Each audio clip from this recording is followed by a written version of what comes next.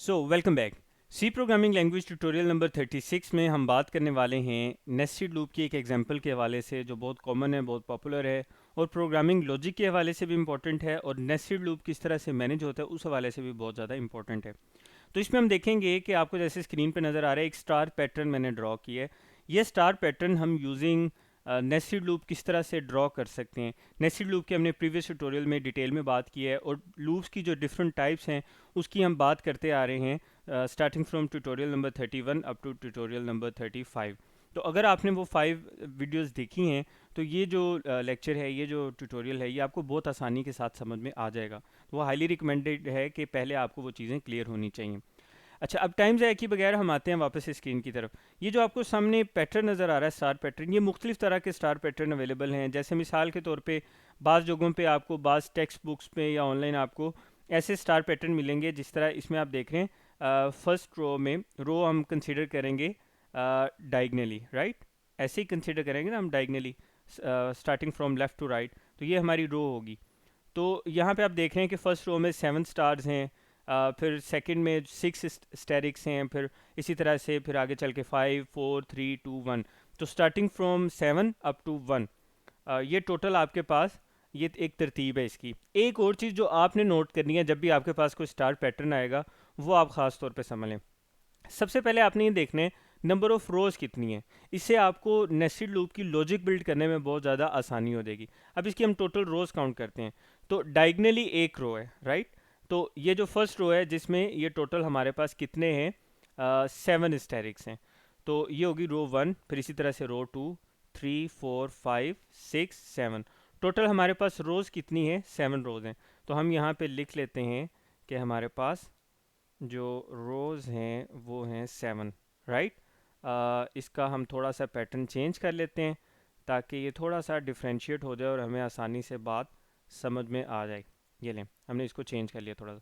Total हमारे पास 7 रोज़ हैं। अच्छा, अब एक और चीज़ आपने देखनी है और वो है कॉलम। कॉलम किस तरह से हमें पता चलेंगे। कॉलम अगेन सिनेरियो जो है कॉलम का वो डिफ्रेंशिएट करेगा। अगर आप इजाज़त दें तो हम इसको थोड़ा सा यहाँ से मैं मूव करना चाह रहा हूँ। इन दोनों चीज़ों को मैं ले आता हूँ यहाँ पे, थोड़ा ऊपर ले जाते हैं ताकि हम कॉलम्स को समझ सकें। तो रो 7 है, राइट। ये है रो 1, रो 2, रो 3 और ये नीचे आते चलते चलते रो 7 होगी। अब बैकएंड पे हमें तो यहाँ पे नज़र नहीं आ रहा होता, लेकिन स्क्रीन पे जो आउटपुट होती है वो ग्रिड की फॉर्म पे है। मसलन आप इस वक्त मुझे जिस स्क्रीन पे सुन रहे हैं, डेफिनेटली कोई मोबाइल स्क्रीन होगी या लैपटॉप पे आप सुन रहे होंगे। तो जो आपको ये आउटपुट नज़र आ रही है, इस आउटपुट के बैकएंड पे ग्रिड की फॉर्म में ये चीज़ें डिवाइडेड हैं। Grid means like table form में, रोज़ और कॉलम्स के कम्बिनेशन की सूरत में। तो जब इस तरह की आउटपुट हमने डिस्प्ले करवानी है तो हमें रोज़ समझ आ गई, वहीं पे उसके बैकएंड पे कॉलम्स भी मौजूद होते हैं। तो अभी मैं यहाँ पे लाइंस ड्रॉ करूँगा, बाद में शायद मैं इनको मिटा दूँ। तो वो देखें, अब ये वाली तो आपकी हो गई रोज़। ये सिंपल आपकी क्या हो गई, रोज़ होगी। रो 1, रो 2, रो 3, इसी तरह से रो 4, रो 5, रो 6 और रो 7, राइट।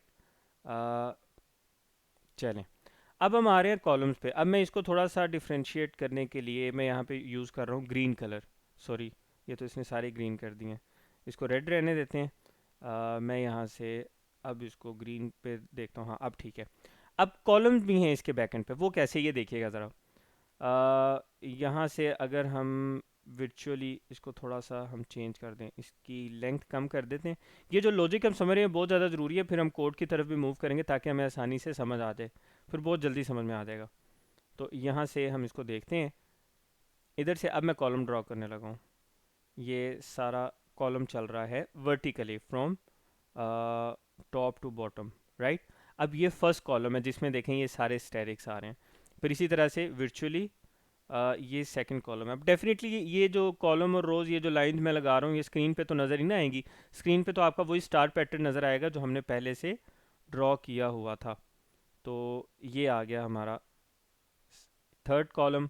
फिर इसी तरह से यहाँ पे अगर हम देखें तो ये आ गया हमारा फोर्थ कॉलम। फिर इसको हम देखेंगे तो ये आ गया हमारा फिफ्थ कॉलम। और फिर सेम इसी तरह से ये आ गया सिक्स्थ कॉलम। और ये हमारा रहा सेवन्थ कॉलम। इसको थोड़ा बेहतर कर लेते हैं, यहाँ से स्टार्ट करते हैं। 7 कॉलम। चले अब ये देखें, अब तरतीब आपको समझ आ गई है, तो रो 7 वाली तो समझ में आ गई। अब ये देखिएगा कि फ़र्क कहाँ कहाँ पे आ रहा है। मैं यहाँ पे इसको थोड़ा सा डिफ्रेंशिएट करता हूँ। अब मैं यहाँ पे टाइप करूँगा टेक्स्ट, और इसमें आपने ज़रा समझ है, ये देखें कि ये कॉलम्स आ गया, कॉलम 1, कॉलम 2, कॉलम 3। अच्छा, नीचे भी सारे कॉलम पैटर्न जो हैं यहाँ पे मौजूद हैं। अब इसमें समझना आपने ये है कि किस रो में कितने कॉलम्स पे डाटा जो है वो प्रिंट हो रहा है। अब अगर मैं इस फर्स्ट रो की बात करूं, तो यहाँ पे कितने कॉलम्स प्रिंटेड हैं, ये ज़रा काउंट करें। 1 2 3 4 5 6 7, 7 स्टेरिक्स प्रिंटेड हैं, राइट। तो ये जो 7 स्टार्स हैं, ये बेसिकली 7 कॉलम्स में जगह ले रहे हैं। तो मैं इसको कह देता हूँ, टेक्स्ट लूँगा यहाँ से, मैं यहाँ पे लिख देता हूँ कि इस रो में कॉलम है हमारे पास 7। थोड़ा सा इसका कलर चेंज कर देते हैं, ताकि ग्रीन में कर देते हो, ताकि आप समझ आएँ कि कॉलम की बात कर रहा हूँ। और इसके अलावा हम इसका साइज़ थोड़ा सा रिड्यूस कर देते हैं, ताकि ये हमें आसानी से बात समझ में आ जाए। तो ये हो गया हमारा, इस रो में टोटल 7 कॉलम पे डाटा प्रिंट हो रहा है, राइट। स्टैरी की बात कर रहा हूँ। उसके बाद हम आगे चलते हैं और इसको हम यहाँ से कॉपी करते हैं। अब आ जाएं इस सेकंड रो में, यहाँ पे ज़रा स्टार गिने। सेकंड रो में 1 2 3 4 5 6 कॉलम्स में स्टार्स प्रिंट हो रहे हैं। तो यहाँ पे हम वर्चुअली कह सकते हैं, वैसे कॉलम 7 ही मौजूद हैं, बल्कि कॉलम तो पूरी स्क्रीन पे मौजूद है, लेकिन अभी हमने वो देखना है कि कितने कॉलम पे प्रिंट हो रहा है। तो ये हो रहा है हमारा 6 में। ठीक हो गया। इसके बाद हमने कॉपी करके मैं इसको पेस्ट कर रहा हूँ। अब ये आ जाए थर्ड रो में। थर्ड रो में देखें कितने स्टार्स हैं, 1 2 3 4 5, 5 स्टार्स हैं। तो इसका मतलब 5 कॉलम्स में जो आउटपुट है वो डिस्प्ले हो रही है। फिर इसी तरह से नीचे अगर हम आ जाएं, तो यहाँ पे फोर्थ रो में कितने कॉलम्स पे आउटपुट डिस्प्ले हो रही है, 4 में। उसके बाद नेक्स्ट देखें, तो नेक्स्ट हमारे पास यहाँ पे 3 स्टार्स हैं। तो कितने कॉलम्स यूज़ हो रहे हैं आउटपुट के लिए, 3 कॉलम्स यूज़ हो रहे हैं। तो हम यहाँ पे क्या लिख देंगे, 3। सेम इसी तरह से नीचे आ जाएंगे, यहाँ पे यूज़ हो रहे हैं हमारे पास कॉलम्स। अच्छा, यहाँ पे कॉलम 3 4 लिखा हुआ है, कॉलम्स हैं बेसिकली ना, मल्टीपल फॉर्म में। तो यहाँ पे ये आ जाएगा 2 स्टार्स हैं, तो 2 कॉलम यूज़ हो रहे हैं। फिर इसी तरह से लास्ट रो में देखें सिंगल स्टेरिक है, तो सिर्फ एक कॉलम पे आउटपुट जो है वो डिस्प्ले हुई है। तो इधर हम लिख देते हैं 1। अब ये थोड़ा सा हमारा स्ट्रक्चर बन गया, इस चीज़ को समझ लें। ये इतना टाइम हमने इस पर क्यों ज़ाया किया है, ज़ाया तो वैसे नहीं किया, ये फ़ायदा ही देगा जब अभी हम इम्प्लीमेंट करेंगे विजुअल स्टूडियो कोड में इसको। तो ये होगी हमारी रो डायगनल फॉर्म में, और ये हो गया हमारे कॉलम वर्टिकल फॉर्म में, फ्रॉम टॉप टू बॉटम। इतनी चीज़ अब हमें क्लियर होगी। अब ये ज़रा समझिएगा, यहाँ से आपको बात बहुत ज़्यादा आसानी के साथ समझ में आ जाएगी। अब आपको पता है कि प्रीवियस ट्यूटोरियल में हमने बात की थी कि जो भी नेस्टेड लूप होता है उसमें एक आउटर लूप होता है और एक इनर लूप होता है। अब आपने सिर्फ ये समझना है कि आउटर लूप और इनर लूप हम नेस्टेड लूप में किस तरह से इस्तेमाल करेंगे। तो इसको देखें ज़रा, जो रोज़ है ना, रोज़, इसके लिए हम यूज़ करते हैं, मैं इसके लिए कलर थोड़ा सा पर्पल यूज़ कर लेता हूँ। रोज़ को हैंडल करने के लिए याद रखना है आपने, हम यूज़ करेंगे आउटर लूप। यहाँ पे मैं लिख देता हूँ, आउटर लूप क्या करेगा कि हमारी जो रोज़ हैं उसको हैंडल करेगा। इसको ब्लू कर देते हैं, ठीक है। ये आपने याद रखना है, रोज़ को आउटर लूप हैंडल करेगा, और जो कॉलम्स हैं इसी को कॉपी कर लेते हैं ताकि हमारा टाइम सेव हो जाए। ठीक है, अब ये आ गया हमारा कॉलम्स, यानी कि ये जो इसको अगर मैं थोड़ा सा कलर चेंज कर देता हूँ, तो कॉलम्स को मैनेज करने के लिए हमारा इनर लूप यूज़ होगा। इनर लूप नेस्टेड लूप में, यानी कि जो इनर लूप होगा वो हम किस लिए यूज़ करेंगे, कॉलम्स के लिए यूज़ करेंगे। इस चीज़ को अब आपने अच्छी तरह से जहन नशीन कर लेना है। अब जब हम आगे चल के बात करेंगे उसकी, किसकी बात करेंगे, हम बात करेंगे आगे चल के, जस्ट अ मिनट, इसको ग्रीन रहने देते हैं इनर लूप को। तो इसके लिए हम इनर लूप यूज़ करेंगे। अब हम चलते हैं विजुअल स्टूडियो कोड की तरफ और देखते हैं कि ये जो स्ट्रक्चर है ये इतना जो हमने टाइम लगाया है अभी तक, तकरीबन हम 10 मिनट इस पे खर्च कर चुके हैं। लेकिन ये जो आपने 10 मिनट में इसको समझ लिया है अगर, तो अब हम जब इसको कोड पे इम्प्लीमेंट करेंगे तो अब आपके लिए ये स्टार पैटर्न, या आपको कहीं पे स्टार पैटर्न मिलेगा उसमें फर्स्ट रो में एक स्टैरिक होगा, फिर सेकंड में 2 होंगे, फिर 3, फिर 4, इस तरह से किसी भी किस्म का स्टार पैटर्न आ जाए तो लॉजिक बिल्ड करना अब आपके लिए मसला नहीं रहेगा। तो अब टाइम ज़ाया किए बगैर हम मूव करने लगे हैं वीएल स्टूडियो कोड की तरफ। तो वीएल स्टूडियो कोड में हम यहाँ पे आते हैं। यहाँ पे मैं सबसे पहले एक न्यू फाइल क्रिएट कर लेता हूँ ताकि कोई कन्फ्यूजन क्रिएट ना हो। यहाँ पे मैं आऊँगा और इसका मैं नाम रख लेता हूँ star pattern dot C, right. ये इसका हम नाम रख लेते हैं। ये मैंने स्टार्ट लिख दी है, इसको स्टार कर देते हैं। एंटर करूँगा तो एक नई फाइल क्रिएट हो जाएगी। अब यहाँ पे हम सेम उसी तरह से क्या करेंगे, सबसे पहले हेडर फाइल इंक्लूड करेंगे, और हेडर फाइल इंक्लूड करने के बाद हम यहाँ पे मेन की बॉडी में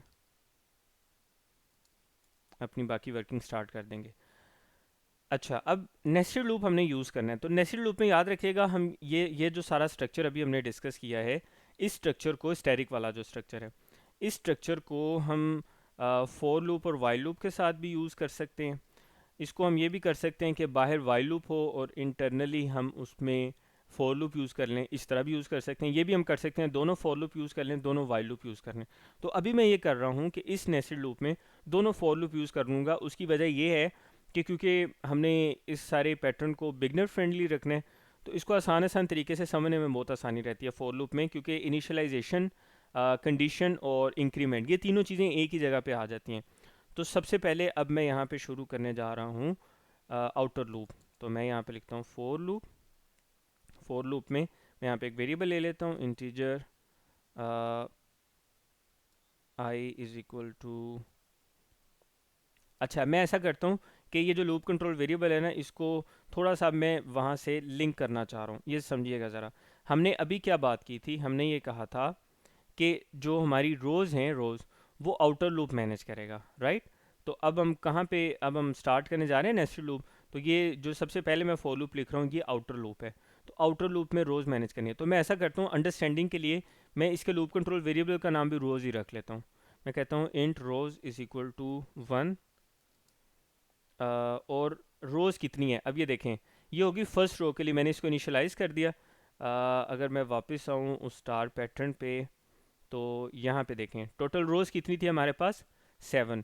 इसका मतलब है कि अगर आउटर लूप ने रोज़ को मैनेज करना है तो आउटर लूप को 7 टाइम्स चलना चाहिए। 7 टाइम्स चलेगा तो आउटर लूप इजीली मैनेज हो जाएगा। तो अब मैं क्या करूँगा, इसका मतलब कि मुझे एंडिंग लिमिट क्या सेट करनी है, 7 सेट करनी है। तो मैं यहाँ पे लिखूँगा int rows is equal to 7, और मैंने आउटर लूप कितनी दफ़ा चलाना है, जितनी रोज़ हैं। तो रोज़ 7 है, तो मैं यहाँ पे लिखूँगा रोज़ इज़ लेस देन और इक्वल टू 7। जब तक रोज़ की वैल्यू 7 या उससे स्मॉलर है तब तक आपने इसको चलाना है, और हर दफ़ा उसकी वैल्यू में एक का, सॉरी आई लिख रहा हूँ, रोज़ प्लस प्लस उसकी वैल्यू में एक का इंक्रीमेंट करना है, राइट। अच्छा, उसके बाद यहाँ पे आ जाएं।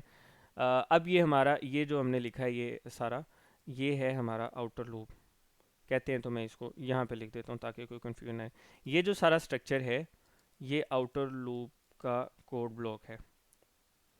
यहाँ पे आउटर लूप की स्टेटमेंट्स आएंगी सारी, starting from this curly bracket up to this one. तो ये सारा आपका आउटर लूप है। अब इस आउटर लूप के अंदर अब हम एक इनर लूप बनाने लगे। ये कमेंट में मैंने वैसे लिख दिया, ये ज़रूरी नहीं है। यहाँ पे मैं इनर लूप के तौर पे भी फॉर लूप यूज़ कर रहा हूँ। अच्छा, वापस मैं आपको अगर मूव करें हम वहाँ पे उस स्ट्रक्चर की तरफ, उस स्ट्रक्चर पे मूव करते हुए देखें ज़रा, हमने क्या बात की थी। इनर लूप क्या करेगा, इनर लूप आपके कॉलम्स को मैनेज करेगा। अच्छा, अब देखें रोज़ तो फिक्स थी कि फर्स्ट रो से स्टार्ट होना और 7 तक जाना है। कॉलम की वैल्यू देखें हर दफ़ा चेंज हो रही है। पहली दफ़ा 7 है, फिर 6 है, फिर 5 है, फिर 4 है, फिर 3 है, फिर 2 और फिर 1। तो ये जो आपका इनर लूप है, ये बेसिकली कॉलम्स को मैनेज करेगा, और कॉलम्स में कितनी वैल्यूज़ को मैनेज करना है ये भी आपका इनर लूप ही इसको डिसाइड करेगा। तो अब मैं इसके लिए क्या करने जा रहा हूँ, मैं यहाँ पे वापस मूव कर रहा हूँ विजुअल स्टूडियो कोड की तरफ, और इनर लूप के लिए मैं यहाँ पे लॉजिक क्या सेट करूँगा। लॉजिक मैंने ये सेट करनी है कि मुझे फर्स्ट आइट्रेशन पे, यानी कि अब देखें इंट रोज़, जब रोज़ की वैल्यू होगी 1, तो मुझे फर्स्ट आइट्रेशन पे कितने कॉलम जो हैं वो प्रिंट करवाने, फर्स्ट रो में 7 करवाने हैं ना। तो मैंने इसको 7 से स्टार्ट करना है। और सेकंड में कितने करवाऊंगा जब रो की वैल्यू 2 होगी? सेकंड में मैंने करवाने हैं 6। तो इसलिए मुझे कैसे चलना पड़ेगा? 7 6 5 4 3 2 1। अगर आपको बात नहीं समझ आ रही तो दोबारा एक दफ़ा इस स्ट्रक्चर को देखें। इसमें देखें कि हम क्या कर रहे हैं। सबसे पहले जब रो की वैल्यू, जब फर्स्ट रो होगी तो हमने 7 स्टार्स प्रिंट करवाने हैं। सेकंड में 6, फिर 5, फिर 4, फिर 3, फिर 2, फिर 1। इसका मतलब हम स्टार्ट कहाँ से हो रहे हैं? 7 से, और कम होते होते होते कहाँ पे आ रहे हैं? 1 की तरफ। रोज़ कहाँ से स्टार्ट हो रही थी? 1 से, और चलते चलते आ रही थी 7 की तरफ। रो 1 2 3 4, यानी रो बढ़ रही थी, बढ़ते बढ़ते 7 तक जा रही थी, जबकि कॉलम की जो प्रिंट है वो स्टार्ट 7 से हो रहा है और कम होते होते 1 की तरफ जा रहा है। तो उसके मुताबिक अब हमने अपना लूप जो है, इनर लूप, उसको मैनेज करना है। तो अब ये जो मैंने बात आपको बताई, अगर आपने प्रीवियस 5 ट्यूटोरियल समझे हैं लूप्स के अच्छी तरह, तो आपको ये समझ में आ जाएगी। तो मैं यहाँ पे लिखता हूँ कॉलम्स, और कॉलम्स में, वैसे इतना लंबा क्यों लिखना है, कॉल्स लिख देता हूँ। कॉलम्स में, कॉलम्स की स्टार्टिंग वैल्यू कहाँ से हमने फर्स्ट रो में कितनी प्रिंट करानी? 7 से शुरू कर देते हैं, और चलते चलते आखिरी जो रो है उसमें हमने कितने प्रिंट करवाने हैं? उसमें हमने प्रिंट करवाने हैं 1। तो मैं यहाँ पे इसको लिख दूंगा, कॉल्स इज़ ग्रेटर देन और इक्वल टू 1। अब ये क्योंकि रिवर्स ऑर्डर में चलाना है तो इसमें डिक्रीमेंट होगा, तो मैं यहाँ पे लिखूँगा कॉलम्स माइनस माइनस, राइट। अब आ जाते हैं यहाँ पे। ये अब इस वक्त हम मौजूद हैं इनर लूप के कोड ब्लॉक में, राइट। या उसका जो इसको हम क्या बोलते हैं, इसको हम बोलते हैं स्कोप, इनर लूप है। अब इसके अंदर हम जो कुछ लिखेंगे वो इनर लूप में आएगा। तो हमने लिखना क्या है इसमें? ये तो सादा सी बात है। हमने असल में ये करना है कि जब रोज़ की वैल्यू 1 होगी तो फर्स्ट रो में हमने 7 स्टार्स प्रिंट करवाना है ना। तो अब ये लूप जो है ये 7 टाइम्स चलेगा, राइट। 7 टाइम्स चलेगा। फर्स्ट टाइम कॉलम्स की वैल्यू 7 होगी ना, तो ये 1 तक चलेगा। 7 6 5 4 3, तो ये 7 टाइम्स चलेगा। तो 7 टाइम्स ये क्या करेगा? 7 स्टार्स प्रिंट करेगा। लेकिन उसके लिए हमें 7 स्टार्स नहीं लिखने, हमें उसके लिए क्या करना है? सिर्फ यहाँ पे एक स्टैरिक लिखने, और बात ख़त्म। इसको हम सेव करेंगे। सेव करने के बाद मैं इसको रन करके देखता हूँ कि कोई एरर तो नहीं आ रहा, क्योंकि एरर भी आ सकता है। इसको हम रन करेंगे तो चलें जी, एग्जीक्यूट करें। उम्मीद तो है एरर नहीं आएगा जी। एरर नहीं आया, लेकिन यहाँ पे एक मसला आ रहा है। अब वो मैं आपको बताता हूँ कि मसला क्यों आ रहा है। मसला ये आ रहा है कि सारे स्टैरिक एक ही लाइन में प्रिंट करवा रहा है। ऐसा नहीं करना चाहिए ना। होना क्या चाहिए? अब मैं आपको इसका थोड़ा स्ट्रक्चर समझिए। रोज़ की वैल्यू जब होगी 1, तो ये आउटर लूप यहाँ पे आएगा। उसके बाद ये जो इनर लूप है इसमें कॉलम की वैल्यू होगी 7। तो ये जो इनर लूप है, फर्स्ट आउटर लूप की फर्स्ट आइट्रेशन पे ये इनर लूप 7 टाइम्स चलेगा। पहली दफ़ा जब कॉलम की वैल्यू 7 होगी स्टैरिक प्रिंट करेगा, फिर 6 हो जाएगी, फिर 5, 7 टाइम्स चलेगा। यहाँ से अगर आउटपुट में थोड़ा सा आप गौर करें, इधर देखिएगा नीचे आउटपुट में 1 2 3 4 5 6 7, ये जो 7 स्टैरिक्स हैं, ये पहली दफ़ा रोज़ की वैल्यू जब 1 थी उसके अगेंस्ट ये लूप 7 टाइम चला, तो ये 7 स्टैरिक्स प्रिंट हो गए। फिर जब लूप ख़त्म हो गया इनर लूप, ये फिर वापस गया। अब रोज़ की नई वैल्यू होगी 2, फिर ये अगले स्टैरिक्स उसके बाद प्रिंट हुए हैं। लेकिन होना ये था कि जब रो की वैल्यू 1 थी उस पर 7 स्टैरिक्स प्रिंट करवाने के बाद नेक्स्ट लाइन पे जाना था। अब वो नेक्स्ट लाइन पे किसने ले जाना है? मैं आपको फिर वापस ले जाऊंगा उसी स्टार पैटर्न की तरफ। अगेन देखें, नेक्स्ट लाइन पे ले जाना है, इसका मतलब नेक्स्ट रो पे ले जाना है। नेक्स्ट रो पे ले जाने के लिए हमें कौन सा लूप मैनेज कर रहा है? रोज़ को आउटर लूप मैनेज कर ले। तो आउटर लूप के स्कोप में हमें लिखना पड़ेगा \n, ताकि ये इसको नेक्स्ट लूप में नेक्स्ट रो में ले जाए। तो अब हम क्या करने जा रहे हैं? हम वापस जा रहे हैं विजुअल स्टूडियो कोड में। ये साथ साथ लॉजिक का समझना बहुत ज़्यादा ज़रूरी है, इसलिए मैं, ये वीडियो लेंथी हो चुकी है बहुत ज़्यादा, लेकिन मैं फिर भी इसको रुक रुक के ये बात बता रहा हूँ। अच्छा, अब यहाँ पे हम आते हैं। अब ये देखें, इस वक्त यहाँ पे जो मैं लिख रहा हूँ ये इनर लूप का हिस्सा नहीं है, ये आउटर लूप का हिस्सा है, राइट। तो मैं ये कह रहा हूँ कि जब ये इनर लूप चल जाएगा ना 7 दफ़ा, तो उसके बाद ये बराए मेहरबानी आपने ये करना है कि इस जगह पे सिर्फ लिख दें \n। और कंपाइलर से मैं रिक्वेस्ट कर रहा हूँ कि जब ये इनर लूप जब चल जाए अच्छी तरह से, जितनी दफ़ा भी चले, तो उसके बाद आपने अगली आइट्रेशन आउटर लूप की नेक्स्ट आइट्रेशन पे जाने से पहले आपने मुझे नेक्स्ट लाइन पे ले जाना है। मैं इसको सेव कर रहा हूँ, कहते हैं तो आगे कमेंट में लिख देता हूँ, to move on next row. ठीक है, इसको सेव करते हैं। अब देखते हैं मसला हल होता है या नहीं। पहले यहाँ नीचे स्क्रीन को क्लियर कर लेते हैं। अब इसको करते हैं यहाँ से एग्जीक्यूट करते हैं, और अभी भी मसला देखें हल नहीं हुआ। अब हमें ये देखना है कि हमने मज़ीद कहाँ पे गलती की है, उसको हमें ठीक करना है। बिल्कुल, यहाँ पे एक चीज़ और है जो हमें देखनी है। अब ये देखें कि अगर हम इस आउटपुट को देखें तो ये हमारे पास 7 स्टैरिक्स आ रहे हैं हर रो में। हमने क्या करना था, 7 6 4 5 इसको कम करना है ना। तो उसके लिए हमें क्या करना पड़ेगा, ये जो आउटर लूप है इसको थोड़ा सा रिवर्स ऑर्डर में चलाना पड़ेगा। इसको हम लेकर जाएंगे आउटर लूप में, इसको रोज़ को स्टार्ट करेंगे 7 से लेकर, और इसको हम लेकर चलेंगे ग्रेटर देन और इक्वल टू 1। ठीक है, और यहाँ पे इसको हम कर देंगे रोज़ माइनस माइनस। ये चलनी, हमने आउटर लूप को 7 टाइम्स चलाना है, ये 7 टाइम्स ही चलेगा। यानी रो की वैल्यू फर्स्ट टाइम 7 होगी, फिर 6 5 4 3 2 1, और इस तरह से ये 7 टाइम्स चलेगा। अच्छा, अभी हम इसको देखते हैं, और अभी भी आप देखेंगे कि मैं इसको सेव करने के बाद जब एग्जीक्यूट करूँगा तो आउटपुट पे कोई फ़र्क नहीं पड़ेगा। असल फ़र्क कहाँ पे पड़ना है वो देखिएगा, और मैंने इसको रिवर्स ऑर्डर में क्यों किया ये भी मैं आपको अभी बताता हूँ। अब ये देखें कि ये जो हमारे पास है कॉलम्स ग्रेटर देन और इक्वल टू 1, इसको हमें चेंज करना होगा। इसको हमें करना पड़ेगा कॉलम्स लेस देन और इक्वल टू, ये देखें ये जो आउटर रो है हमारे पास, इसकी वैल्यू क्या चल रही है, इसकी वैल्यू चल रही है 7, फिर ये 6 हो जाएगी, फिर 5 हो जाएगी। अच्छा, ये जितनी जितनी रहेंगी उतने उतने स्टैरिक्स हमारे प्रिंट हो जाएंगे। तो उसके लिए हम इसको क्या यहाँ पे करेंगे, यहाँ पे हम लिख देंगे कॉलम्स, और इसके अलावा हमें ये करना पड़ेगा कि कॉलम्स को फिर हमें चलाना पड़ेगा इंक्रीजिंग ऑर्डर में, राइट। यहाँ पे मैं एक और गलती कर रहा हूँ, ये कॉलम्स नहीं लिखना मुझे, यहाँ पे रोज़ लिखना है। दोबारा से स्ट्रक्चर समझें थोड़ा सा कि ये मैंने इसमें चेंजिंग क्यों की है। ये देखें, ये 7 से 1 तक चलेगी, तो अगेन जो रोज़ हैं वो तो 7 टाइम्स ही चलेंगी, ये बात तो सिंपल होगी। अब फर्स्ट रो में, यानी कि रो की वैल्यू जब 7 होगी, फिर 6 होगी, फिर 4, फर्स्ट टाइम जब ये आउटर लूप चलेगा तो कॉलम कॉलम की वैल्यू होगी 1।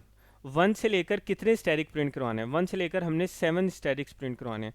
तो बजाय इसके यहाँ पे हम फिक्स करें, हमने यहाँ पे लिख दिया कि आपने इसको तब तक चलाना है जब तक कॉलम की वैल्यू रो की वैल्यू से स्मॉलर या उसके इक्वल रहेगी। अब फर्स्ट टाइम रो की वैल्यू 7 होगी, तो ये क्या करेगा, 7 टाइम ये लूप चलेगा, 7 स्टैरिक प्रिंट हो जाएंगे। फिर ये नेक्स्ट लाइन पे जाएगा, सेकंड रो पे रो की वैल्यू हो जाएगी 6, फिर जब यहाँ पे आएगा तो ये कॉलम की वैल्यू होगी 1, तो ये 1 से लेकर 7 तक नहीं चलेगा, 1 से लेकर 6 तक चलेगा। इस तरह फिर ये 6 स्टैरिक्स प्रिंट करवाएगा। अब मैं इसको सेव करता हूँ। सेव करने के बाद मैं नीचे से स्क्रीन क्लियर करता हूँ, और अब मैं देखता हूँ कि ये वाली लॉजिक ठीक बनी है या नहीं। चलें, अब ये देखें हमारे पास जो रिक्वायर्ड स्टार पैटर्न है वो आ गया। तो हमने शुरू में एक मिस्टेक की, फिर उस मिस्टेक को हमने ठीक किया। तो ये याद रखिएगा कि आपने किसी भी किस्म का स्टार पैटर्न बनाना है, आप फर्स्ट टाइम बनाएंगे, हो सकता है जैसे मैंने अब ये देखें थर्ड अटैम्प्ट पे जाके इसको ठीक किया, आप फर्स्ट टाइम बनाएंगे, हो सकता है ये स्टार पैटर्न ना बने। फिर आपने उसकी लॉजिक सेट करनी है, और लॉजिक सेट करने का बेहतरीन तरीकाकार क्या है कि आपने इस स्ट्रक्चर को समझना है। जो भी स्टार पैटर्न होगा उसको आपने देखना है, और उसमें ये याद रखना है कि रोज़ को मैनेज करने के लिए हम आउटर लूप को एडजस्ट करेंगे, और कॉलम्स में जो आउटपुट आ रही है उसके लिए इनर लूप एडजस्ट करेंगे। और आखिर में हमने एक और चीज़ देख ली है, वो ये देखी है कि आउटर लूप और इनर लूप, जो कि मैंने पहले नहीं लिखा था, फिर मैंने उसको ठीक कर दिया, उसमें एक लिंक है, और वो यहाँ पे हम जोड़ रहे हैं। इनर लूप की कंडीशन में आके हमने उसको वैल्यू पे कंडीशन नहीं लगा रहे, बल्कि इनर लूप के लूप कंट्रोल वेरिएबल को आउटर लूप के लूप कंट्रोल वेरिएबल के साथ एसोसिएट कर दिया। तो यूँ आपने लॉजिक बिल्ड करनी है। इसी तरह हो सकता है आपके पास कोई स्टार पैटर्न आए जिसमें फर्स्ट रो में एक स्टैरिक हो, फिर 2 हों, फिर 3 हो, तो इसकी वेरिएशंस के साथ हम उसको भी एडजस्ट कर सकते हैं। तो आज के इस ट्यूटोरियल में हमने काफ़ी लेंथी वीडियो हो चुकी है, ये काफ़ी डिटेल में देखा कि नेस्टेड लूप की मदद से हम स्टार पैटर्न किस तरह से ड्रॉ करते हैं, उसकी लॉजिक किस तरह से बिल्ड करते हैं, रोज़ और कॉलम्स को किस तरह से मैनेज करते हैं। यूँ हम किसी भी ऐसे पैटर्न को मैनेज कर सकते हैं आसानी के साथ, उसमें हमें किसी किस्म का कोई मसला नहीं आएगा अगर हम इसकी लॉजिक बिल्ड कर लेते हैं जिसमें रोज़ और कॉलम्स की फॉर्म में चीज़ें मैनेज हो रही हों। अगर आपने दरमियान में आपको कहीं पे कुछ चीज़ कन्फ्यूजन है, उसको रोकें, दोबारा वापस जाएँ, उसको दोबारा से सुने, दोबारा से इम्प्लीमेंट करें, उसको ठीक करने की कोशिश करें। जैसे मैंने अभी आपके सामने जहाँ जहाँ कुछ चीज़ें इम्प्रूवमेंट की थी मैंने उनको इम्प्रूव किया है। मिलते हैं अगले ट्यूटोरियल में, बात होगी किसी और टॉपिक पे। ट्यूटोरियल नंबर 37 में इस पे फर्दर डिटेल में हम देखेंगे सी लैंग्वेज को। अब तक के लिए यही है, मिलते हैं नेक्स्ट वीडियो में।